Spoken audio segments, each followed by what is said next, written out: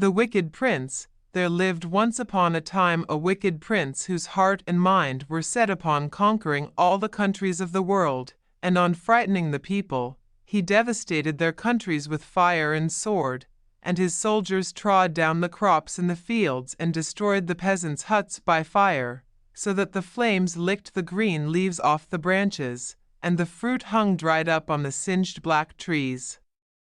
Many a poor mother fled, her naked baby in her arms, behind the still smoking walls of her cottage, but also there the soldiers followed her, and when they found her, she served as new nourishment to their diabolical enjoyments. Demons could not possibly have done worse things than these soldiers. The prince was of opinion that all this was right, and that it was only the natural course which things ought to take. His power increased day by day, his name was feared by all, and fortune favored his deeds. He brought enormous wealth home from the conquered towns, and gradually accumulated in his residence riches which could nowhere be equaled. He erected magnificent palaces, churches, and halls, and all who saw these splendid buildings and great treasures exclaimed admiringly, "What a mighty prince!" But they did not know what endless misery he had brought upon other countries, nor did they hear the sighs and lamentations which rose up from the debris of the destroyed cities. The prince often looked with delight upon his gold and his magnificent edifices, and thought, like the crowd, "What a mighty prince! But I must have more, much more. No power on earth must equal mine, far less exceed it." He made war with all his neighbors, and defeated them. The conquered kings were chained up with golden fetters to his chariot when he drove through the streets of his city. These kings had to kneel at his and his courtiers' feet when they sat at table, and live on the morsels which they left. At last the prince had his own statue erected on the public places and fixed on the royal palaces, nay, he even wished it to be placed in the churches, on the altars, but in this the priests opposed him, saying, "Prince, you are mighty indeed, but God's power is much greater than yours. We dare not obey your orders." "Well," said the prince, "then I will conquer God too." And in his haughtiness and foolish presumption he ordered a magnificent ship to be constructed, with which he could sail through the air. It was gorgeously fitted out and of many colors. Like the tail of a peacock, it was covered with thousands of eyes, but each eye was the barrel of a gun. The prince sat in the center of the ship, and had only to touch a spring in order to make thousands of bullets fly out in all directions, while the guns were at once loaded again. Hundreds of eagles were attached to this ship, and it rose with the swiftness of an arrow up towards the sun.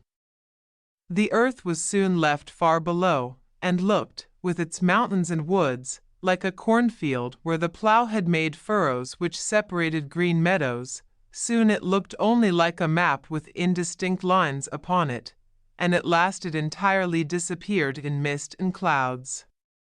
Higher and higher rose the eagles up into the air. Then God sent one of his numberless angels against the ship. The wicked prince showered thousands of bullets upon him, but they rebounded from his shining wings and fell down like ordinary hailstones.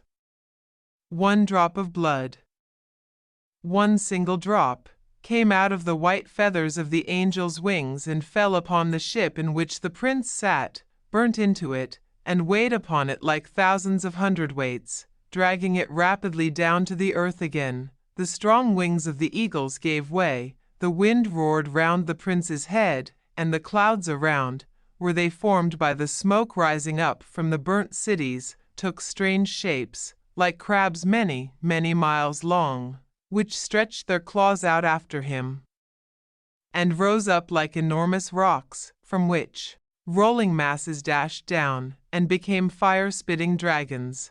The prince was lying half dead in his ship, when it sank at last with a terrible shock into the branches of a large tree in the wood.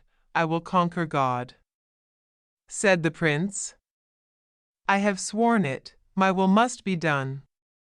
And he spent 7 years in the construction of wonderful ships to sail through the air, and had darts cast from the hardest steel to break the walls of heaven with. He gathered warriors from all countries, so many that when they were placed side by side they covered the space of several miles. They entered the ships, and the prince was approaching his own, when God sent a swarm of gnats, one swarm of little gnats. They buzzed round the prince and stung his face and hands. Angrily he drew his sword and brandished it, but he only touched the air and did not hit the gnats. Then he ordered his servants to bring costly coverings and wrap him in them, that the gnats might no longer be able to reach him.